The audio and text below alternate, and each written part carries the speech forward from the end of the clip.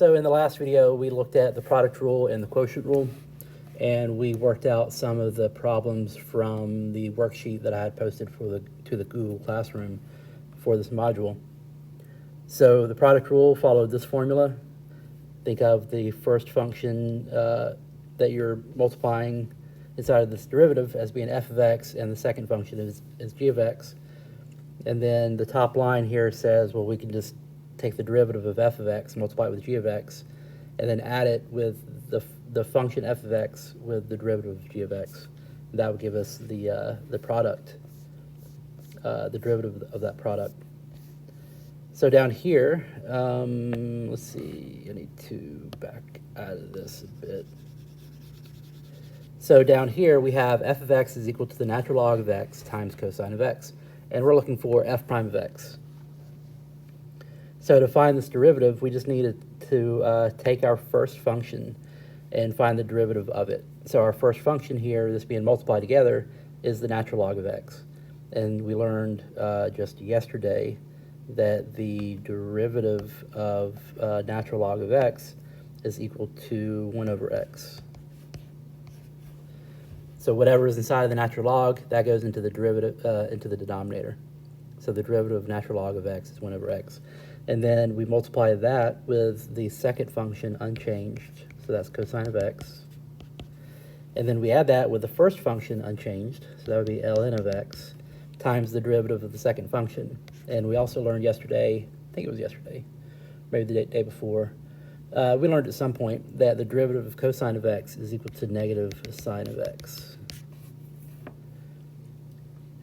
And then you might just want to clean this up a little bit. So if you have a fraction times something else, you can stick that something else into the numerator of the fraction.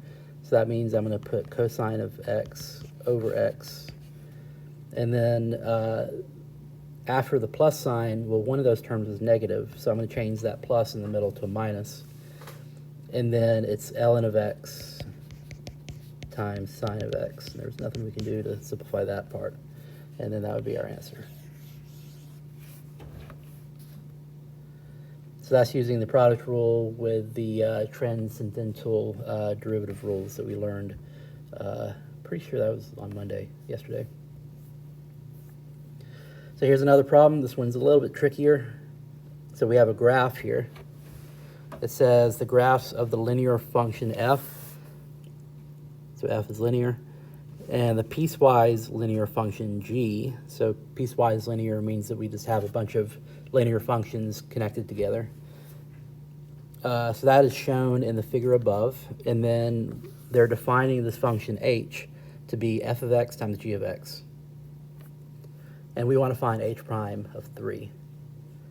Well, if we're going to be finding the derivative of h, notice that h is two functions multiplied together. So we're going to have to use product rule for that. So product rule says we would take the derivative of the first, so that'd be f prime of x, and multiply that with the second function, g of x. And then you want to add the first function, f of x, times the derivative of the second function, g prime of x. And we're looking for h prime of 3, so eventually we want to plug in 3's everywhere. But let's figure out what the derivative is first, get that worked out, and then we can plug in the 3. So we have f prime of x. You know what? Forget what I just said. So since we're having to look at a graph here, we're going to have to figure out, well, what's the derivative at these exact points, or what's the function value at that point. So we actually want to go ahead and plug in the 3. So we want to do h prime of 3. So we're going to plug in 3's everywhere. If we had an equation for this, then we would want to wait and plug in the 3 after we figured out all the derivatives for the equation. So I just plugged in 3 everywhere I saw an x. So f prime of 3 times g of 3 plus f of 3 times g prime of 3. And so now I'm going to go piece by piece here and figure out, well, what's the derivative or what's the function value at 3. So first up is f prime of 3. So is the f is the linear function sloping downwards. And I'm looking for the derivative at 3. So derivative at 3 would be the instantaneous rate of change at that point.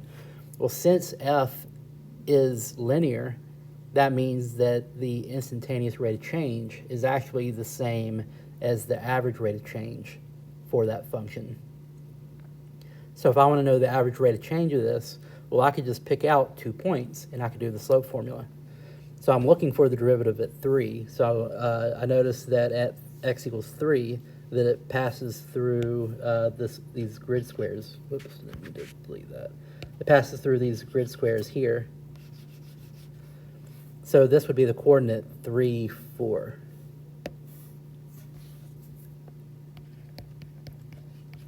And then I'm going to pick out another one. Let's pick out this one right here, where it passes through 2 grid squares, and that would be the point 4, 3.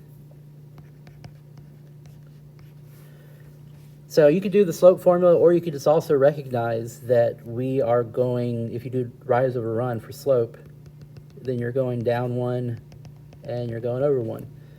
Down 1 over 1 means your slope would be negative 1 over 1. So the slope is just negative 1. And so since your slope is negative 1, that means that, and also since this is a linear function, like we said, that the derivative is the same as the average rate of change. It's the same as that slope. So f prime of 3 would be negative 1. Next, we need to find g of 3. So notice we're not doing a derivative there, we're just doing g of 3. So to find g of 3, we can just find, well, where's 3 at? And then look up to see, well, where does our function g pass through x equals 3? That happens here. And then if you look over at the y value, that's 3. So then g of 3 is just 3. So I'm going to put the g information in blue and the f information in red. All right, so now we have to figure out f of 3. So just like we did with g just a second ago, f of 3, we're not actually taking a derivative. We're just looking to see where does f pass through x equals 3. So if I look up from 3 and find where f passes through 3, look over to the y value, that would be 4.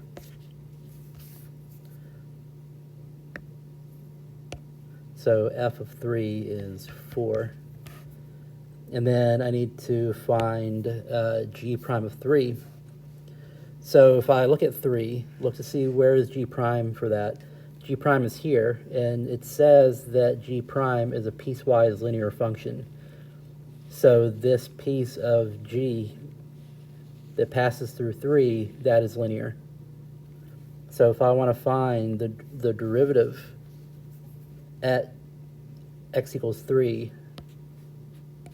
for g, once again, I can use the average rate of change. I can use the slope formula for that.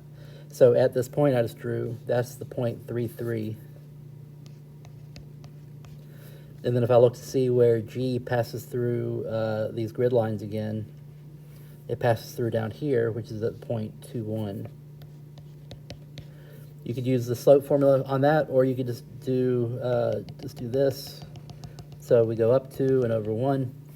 So the slope for that, up 2 is your rise, over 1 is your run, 2 over 1 is 2. So the slope for that is 2, which means that the derivative for g at 3 is also 2. So then we just have to work out what this equals. So negative 1 times 3 would be negative 3. 4 times 2 is 8. Negative 3 plus 8 is 5. And so that would be D.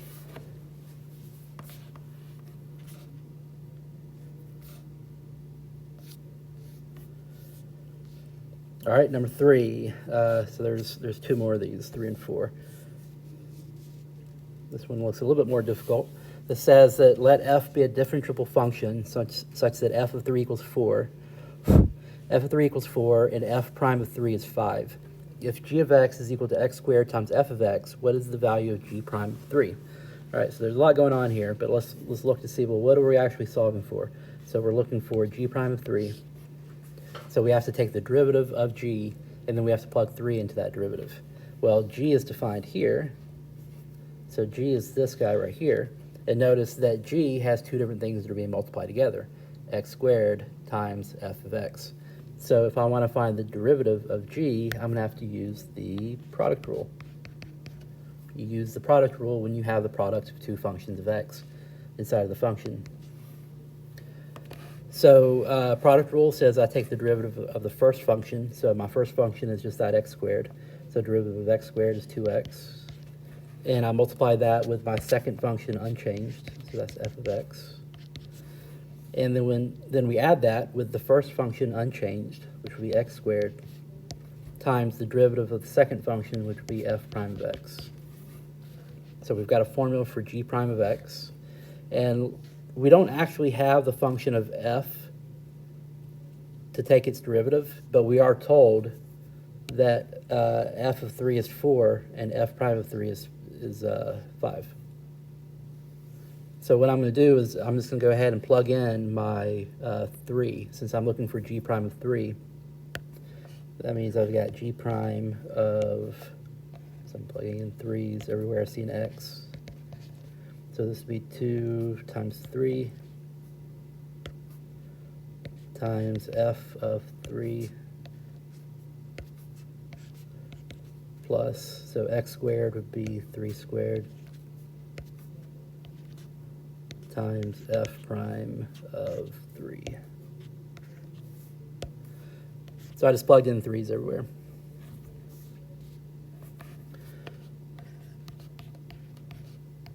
So we've got 2 times 3, which would be 6. And then I need to figure out what f of 3 is.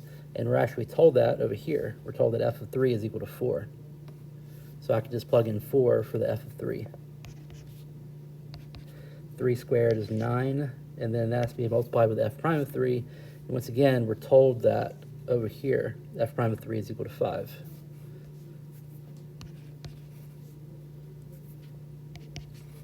So then we've got 6 times 4, which is 24, plus 9 times 5, which is 45. So that's 69.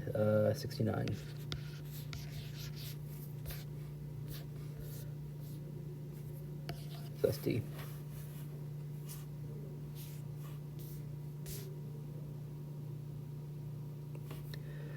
And then number 4, so that last one wasn't too bad. I thought it looked harder than the number 2, but it wasn't. And then number 4, so we've got a table of values. And then it says the table above gives values of the differentiable functions f and g and their derivatives at x equals 2. Then we have a function h, and h is equal to 4f of x. H is equal to 4f of x divided by g of x plus 1. And we're asked to find h prime of 2. So this is our goal, h prime of 2. So if we're looking for h prime of 2, well, we first need to find h prime. H is here, so if we find h prime, well, notice h is two functions of x being divided. So since you're dividing, that's a quotient. We have to use the quotient rule. So quotient rule is low d high minus high d low over low squared. So the low, in this case, is g of x plus 1. So we start off with just copying the low, which is g of x plus 1. D high is the derivative of the top. So the derivative of the top in this case, well, 4 is just a coefficient. And then we multiply the 4 with the derivative of the function of x. So that would be f prime of x. So that's your low d high. And I'm going to run out of room.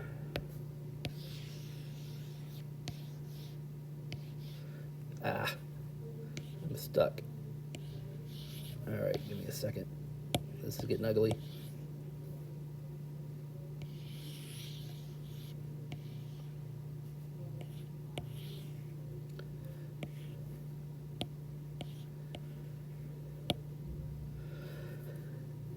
All right, so we've got our low d high, and then minus high d low. So high is just copy and pasting the top function, which would be 4f of x.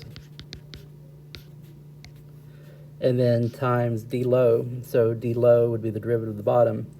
So the derivative of gx plus 1, well, take it term by term. Derivative of g of x is g prime of x. And then plus 1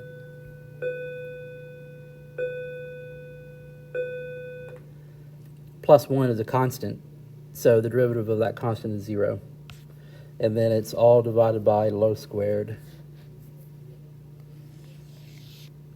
So we'd have g of x plus 1 quantity squared.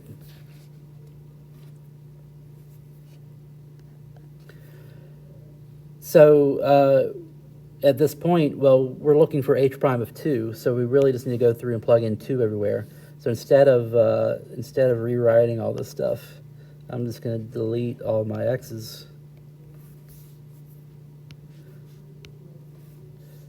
And I'm going to plug 2's into those. So this would be g of 2 plus 1 times 4 times f prime of 2 minus 4f of 2 times g prime of 2 all over g of 2 plus 1 quantity squared. So then we can go through and we can just actually figure out different pieces of this equation from the table. So g of 2, I would look at the table. G of 2 is that negative 3. So instead of g of 2, I'm going to have negative 3 sitting there. And then that's plus 1. Second parentheses is 4 times f prime of 2. So I'll look at the table. F prime of 2 would be right here. So that's 1/2. So I've got 4 times 1/2. Let me rewrite that 2 in the bottom. And then we have minus, so 4 times f prime of 4 times f of 2. So f of 2 is negative 3.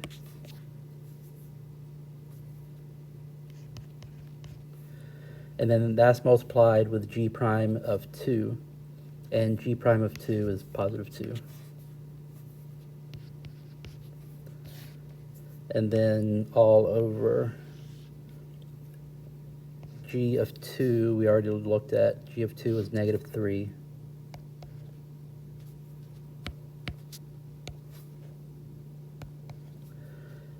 Plus 1 squared. And you might notice that that denominator is the same thing as that first parentheses. But and then it's just squared. So it's that first parentheses squared. And that's always going to be the case for quotient rule. So then we just have to go through and clean all this up. First parentheses is negative 3 plus 1. That's a negative 2. Second parentheses is 4 times 1/2. 4 times 1/2 is 2. Minus sign. Well, actually, so it's a negative 4 times negative 3. So that's going to make it a plus sign. 4 times 3 is 12. 12 times 2 is 24. And then in the denominator, negative 3 plus 1 would be negative 2. That gets squared. And then negative 2 times 2 is negative 4, plus 24. Now, on the bottom, 2 squared is 4. And then the top is negative 4 plus 24. That's going to be 20. 20 divided by 4 is 5. So final answer should be 5. And look at that. We got D again. All right, that's it. So your homework over this is on, let's have a look. Your homework over this is on Delta Math. So 2.8, 2.9, product and quotient rules, DM.